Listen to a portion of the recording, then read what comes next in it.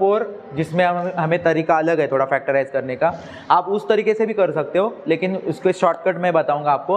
लेकिन question number 5 में आपको बता रहा हूँ, p² - 2p - 35। इस बार आपको फैक्टराइज करने आता है, लेकिन यहाँ पे साइन थोड़ी चेंज है, प्लस साइन थी तब आपने फैक्टराइज किया था, अभी माइनस की साइन है, तो क्या करना है। तो आप ध्यान में, पहली स्टेप आपको हमेशा वही रहने वाली है। फर्स्ट स्टेप क्या रहेगी हमेशा हमारी, कि इस पूरे इक्वेशन में आपको 3 टर्म दिखेंगे, उसमें से फर्स्ट और लास्ट टर्म में जो नंबर है उनका क्या करना है, मल्टीप्लाई करना है। फर्स्ट स्टेप क्या है, फर्स्ट क्या है, हमें लास्ट और फर्स्ट को मल्टीप्लाई करो नंबर्स को। अभी लास्ट में नंबर है 35, फर्स्ट में नंबर कुछ नहीं है, इसका मतलब क्या है 1 है, तो 35 और फर्स्ट वाला 1, 35 1 जा 35, तो 35 आपको मिल गया। पहली स्टेप आपकी खत्म, अंडरस्टैंड। अभी सेकेंड स्टेप हमें क्या बताती है, लास्ट नंबर के साइन के ऊपर ही वो डिपेंड होता है। पिछले वाले क्वेश्चन में लास्ट नंबर की साइन प्लस थी, तो आपने ये जो मिल रहा था नंबर, उसको फैक्टराइज करते समय उनका जो बीच वाला नंबर लाना है, वो दो फैक्टर्स बीच वाला नंबर लाते हैं।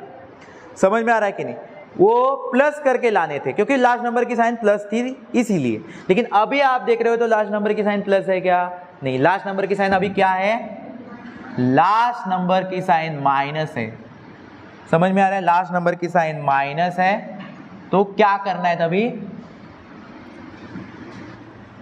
लास्ट नंबर साइन माइनस है, तो आप जो ये 35 के फैक्टर्स निकालने वाले हो, अब क्या क्या आते हैं 35 के फैक्टर्स, 7 5 जा 35, 1 जा, बहुत सारे आते हैं, है कि नहीं। तो मुझे यहाँ पे बताओ फिर इसमें से कौन से फैक्टर्स वहाँ पे हम यूज़ करें, वो बात के लिए हमें लास्ट नंबर साइन जरूरी है। अभी लास्ट नंबर की साइन माइनस है, तो ये दोनों जो फैक्टर्स आपको मिले उनका माइनस करके बीच वाला नंबर मिलना चाहिए। अभी बीच वाला नंबर क्या है 2, बीच वाला नंबर क्या है 2, उसके फैक्टर हम निकाल रहे हैं इस तरीके से, उसके फैक्टर निकालने का तरीका ये है। तो अभी आप मुझे बताओ इनमें दोनों में से माइनस करके किसका 2 आ सकता है, 7 5 का क्या 35 1 का, 7 और 5 का। तो आपके लिए सिलेक्ट हो गए दोनों फैक्टर कौन से लेने वाले हैं, वो 7 और 5। याद रखना है, ये इंपॉर्टेंट है, माइनस करके ही क्यों आना चाहिए, क्योंकि लास्ट नंबर की साइन क्या है, माइनस है, इसीलिए वो माइनस करके। फिर रूल नंबर 3 की बात आती है, रूल नंबर कितनी, 3।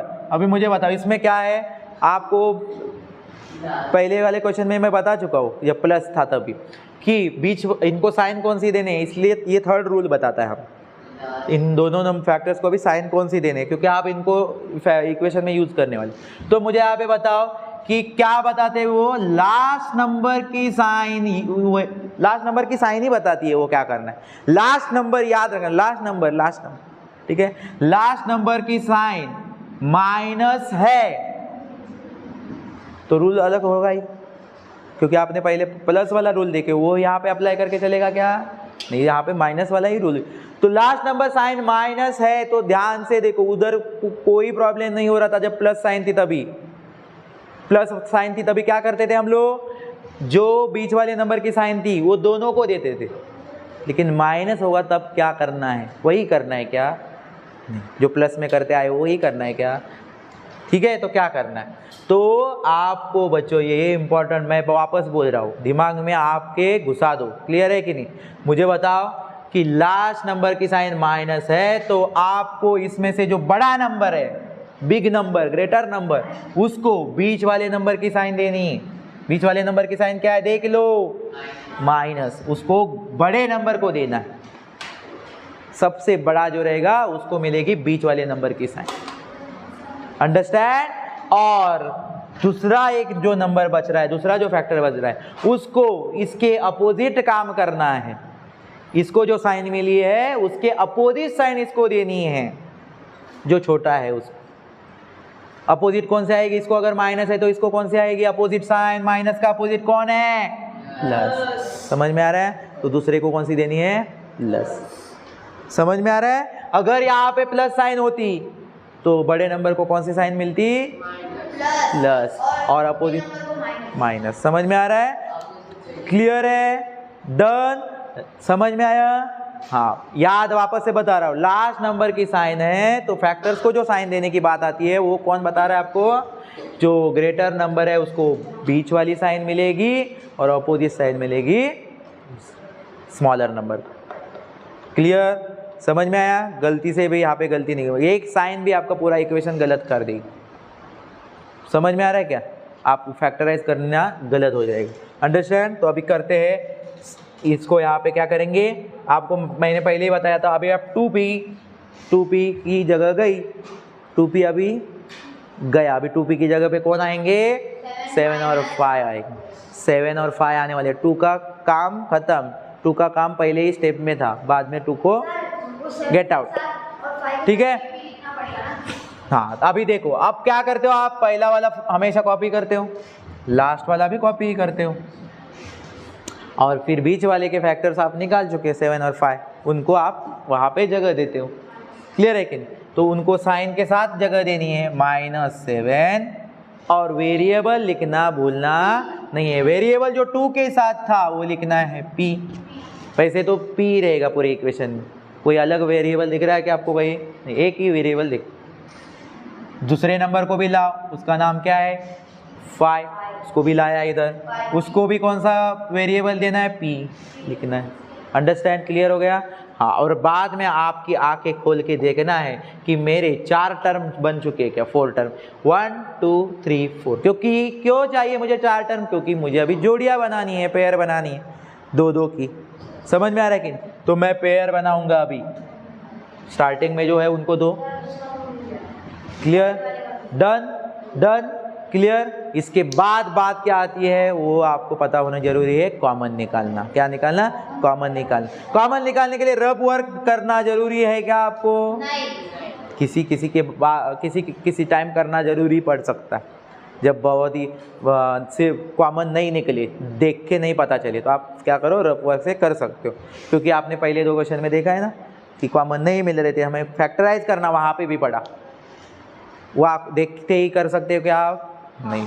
ठीक है, अभी देखते यहाँ पे p² -7, मैं आपको रफ वर्क से ही बताऊंगा, आप डायरेक्टली करो। आप बता चुके हो मुझे, आप बता रहे हो मुझे p लिखना है सर कॉमन, सही है आपका answer, p is the right answer, p he common निकलने वाला है। फिर भी हम क्या करते हैं, इजी तरीके से जाते हैं, थोड़ा सा लंबा पड़ेगा, टाइम लगेगा सॉल्व करने के लिए, लेकिन 100% करेक्ट आंसर मिलेगा। फास्ट जाने से अच्छा है क्या करेंगे कि थोड़ा सा लॉन्ग जाएंगे और 100% आंसर लाएंगे। अंडरस्टैंड? चलो p और 7 और p है, दूसरे जोड़ी में का साथ में कौन है? 7 और p। चलो कॉमन आप बता ही चुके हो, वापस मैंने ऐसे ही किया है सिर्फ। चलो p आप अभी कॉमन निकालना इजी तरीके से आता है आपको, देख के ही पता चल रहे हो, बहुत ही अच्छे होशियार बच्चे हो आप। देखते हैं अभी क्या बचा है, मुझे बताओ। p और 7, उनको हमें ब्रैकेट में लिखना है, p लिखा, 7 की साइन बच्चों यहाँ पे ही आपको मिल जाएगी, कौन सी थी? -7। ठीक है, चलो अभी दूसरी जोड़ी में से भी आप मुझे, हाँ ब्रैकेट तो यही आएगा p -7, लेकिन बच्चों कॉमन कौन आएगा? इसके लिए आप लोगों को ऐसे ही फास्ट नहीं काम करना है, उसको आप जाओ, क्योंकि इसमें आपको पता चलना थोड़ा सा डिफिकल्ट हो सकता है, क्योंकि आपको 35 को फैक्टराइज करने की ज़रूरत पड़ेगी। आप देख रहे हो क्या 5p इधर है क्या? 5p, इसमें से कोई भी नंबर नहीं है इधर, ना 5 दिख रहा है ना p दिख रहा है। इसका मतलब आपको 35 को क्या करना पड़ने वाला है? कट। ऑलरेडी कर चुके आप 35। समझ में आए? देखते हैं अभी हम 5p, दूसरा है 35। देखो मुझे यहाँ पे दिख रहा है आपको कोई कॉमन? नहीं। तो 35 को क्या, इसका मतलब क्या करना है? 35 के टुकड़े करने। कहाँ पे 5 वो 35 का 5 है, 35 5 है क्या? मूर्ख है।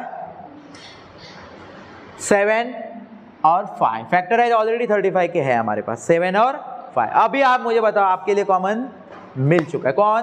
ऊपर भी 5 नीचे भी 5, आ गया कि नहीं? और 5 की साइन क्या है, यही देख लो, +5। और देखो p और 7 ही बचा था, मतलब वही जो ब्रैकेट हम लोग ऑलरेडी लिख के रख चुके थे, वही ब्रैकेट आपको मिल चुका है, ऑलरेडी लिख के ही रखा था हम लोगों ने, और हम लोगों ने चेक भी किया, वही बच रहा है p और 7। इसका मतलब हम लोगों का आंसर सही चल रहा है। और फिर हम लोगों की बारी आती है, देयरफॉर की साइन लगाते चलो बच्चों, और आपको लिखना है। इसके बाद तो बहुत ही आसान है, यहाँ तक आप पहुँच गए ना, इसके बाद तो कोई भी कर सकता है। क्या करना है, ये जो सेम ब्रैकेट है उसको एक बार लिखना है, p माइनस 7 और जो कॉमन है उनको क्या करना है, वो ब्रैकेट के बाहर है उनको अभी ब्रैकेट के अंदर लेकिन आए सीक्वेंस वाइज। समझ में आ रहा है क्या?